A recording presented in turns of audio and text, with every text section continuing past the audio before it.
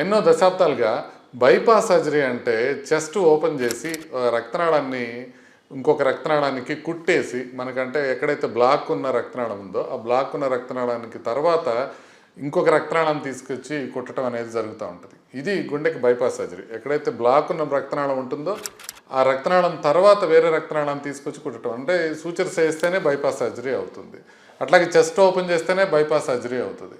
ఇది life saving అవుతుంది. కానీ అసలు ఆపరేషన్కి ఖచ్చితంగా చెస్ట్ ఓపెన్ చేసి తీరాల్సిందే, అదేవిధంగా లోపల కుట్లు వేయాల్సిందే.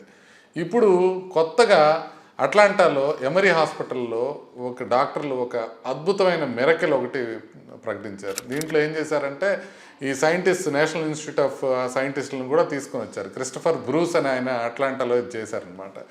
మొత్తం అసలు చెస్ట్ ఓపెన్ చేయకుండా బైపాస్ సర్జరీ చేశారు.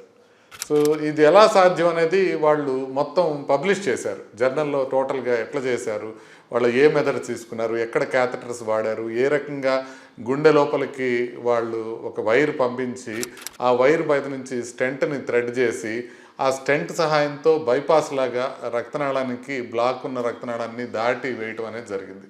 ఇది బాగా హై రిస్క్ ఉన్న పేషెంట్లో ఈ ప్రమాదము అని కంప్లీట్గా చెప్పి చేశారనమాట. అంటే ఇక చెస్ట్కి ఎక్కడ ఇన్సిషన్ లేదు, కేవలం కాలు దగ్గర నుంచి మాత్రమే చేయటం జరిగింది.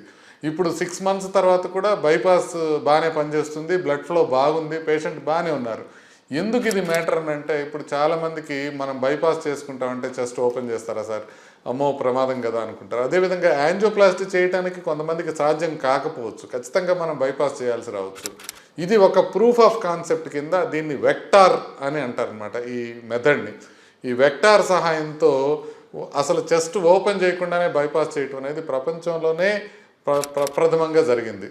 అంటే మీలో చాలామంది కింద రాస్తారు ఇది ఇండియా ఎప్పుడు వస్తుంది, ఖర్చు ఎంత అవుతుంది, ఇవన్నీ ఇవన్నీ ఇప్పుడే తెలియవు. ఇండియాలో ఇప్పుడే చేయటం ఇది సాధ్యపడదు, చాలా ఒక 4-5 సంవత్సరాలు పట్టచ్చు ఇది ఇండియా వచ్చేటప్పటికి. ఖర్చు కూడా ఎంత అవుతుంది అనేది ఇప్పుడే చెప్పడానికి ఉండదు, చాలా ఖర్చు అయ్యే అవకాశం ఉంటుంది.